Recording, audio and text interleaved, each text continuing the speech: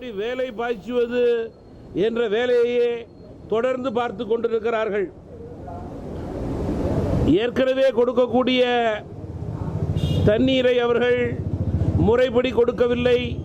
கூட்டாட்சி தத்துவத்திற்கு எதிராக நடக்கக்கூடிய அரசாகவே கர்நாடக அரசு நடந்து கொண்டிருக்கிறது.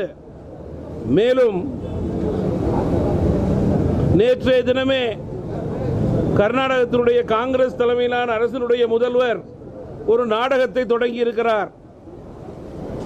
அந்த மாவட்டத்தில் உள்ள விவசாயிகளையும் மற்ற சிறிய அமைப்புகளையும் தூண்டிவிட்டு அங்கே சட்டம் ஒழுங்கு சீர்கெடுகிறது, தண்ணீர் இல்லை என்ற ஒரு தவறான தகவலை மற்ற மாநிலங்களுக்கு கொடுத்து செயற்கையான முறையிலே அங்கே போராட்டங்களை நடத்த அனுமதித்திருக்கிறார்.